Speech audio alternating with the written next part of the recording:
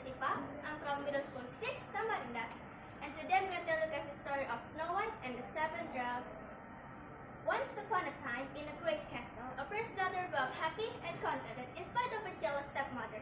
She was very pretty, with blue eyes and long black hair. Her skin was delicate and fair, and so she was called Snow White. Everyone was quite sure she would become very beautiful. Though her stepmother was a big woman, she was very beautiful too, and the magic mirror told her this every day whenever she asked it. Mirror, mirror, mirror on the wall, who is the loveliest lady in the land? You are, your majesty. Until the dreadful day she heard it say, the loveliest lady in the land is Snow White. What? Snow White? Stepmother was furious and wild with jealousy. She then called one of her trusty servant and said, Oh, my servant, come on, hurry up! This night you take Snow White to the forest far away from the castle. I want you to bring back her heart. He responded, Sure, my excellency. However, when they came to the forest spot, the man couldn't fail him with Snow White sitting beside a tree. He mumbled excuse and ran off. Snow White was all alone in the forest. At last, overcome by tiredness, she fell asleep, curled under a tree. Down went the forest to the song of the bird, and Snow White woke up too. She tried to find where she was. She came upon a path. She walked along hopefully. As she walked, she came to a clearing. What is this place? It's very strange. The door, window, chimney pots, that's very tiny. What a tiny plates and spoon. There must be 7 of them, because the table laid for 7 people. I'll make them something to eat. When they go back home, they'll be glad to find a meal ready. Toward the 7 tiny men marched homeward singing, La-la, la-la, it's time to rest. Whoever made this, it's a bowl of soap. Upstairs was Snow White, fast asleep on one of the beds. The chief dwarf prodded her gently. Who are you? Why are you here? Oh, I know. You are enchanted. Oh, I'm not enchanted. My name is Snow White. I'm a dog from my castle. I don't know why I'm duck and in this forest, and this morning I see your home. I made food to you and cooking all. Then one of them said, You can leave here and come to the house while we are down the mine. Don't worry about the stepmother living in this forest. We'll love you and we'll take care of you. But if you see a stranger, you will not open the door. So many bad people here.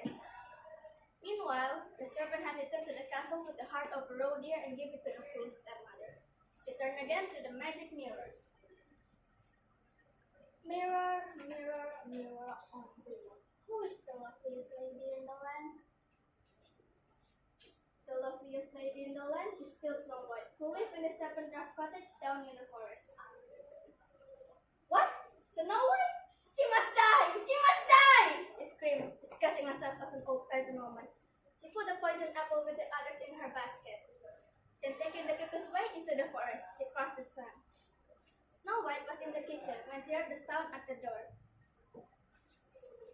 Who's there? I'm an old peasant woman selling apples. I don't need any apple, thanks. But they are beautiful apples and ever so juicy.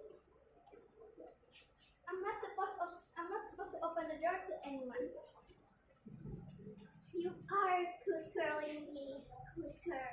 As a reward for being good, I'm going to make you a gift of one of my apples. Without further talk, Snow White opened the door with just a tiny crack to take the apple. There, now is you need a nice apple? Snow White took a bit into the fruit, and as she did, fell to the ground in a faint. It's delicious, but wait.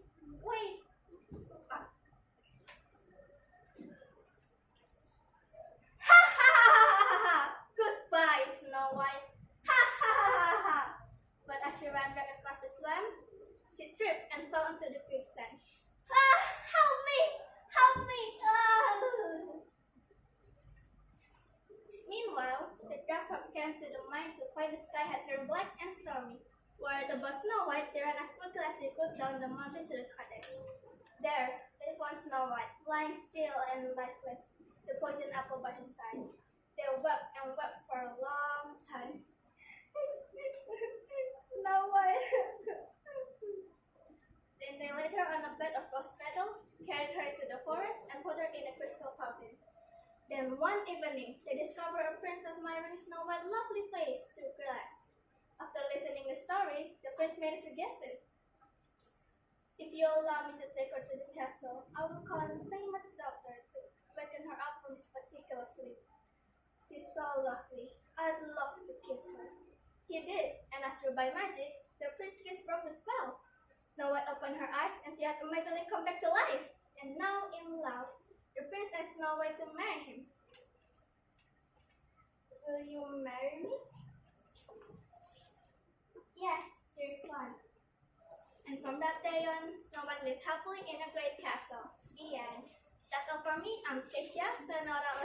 Thank you for listening, and see you.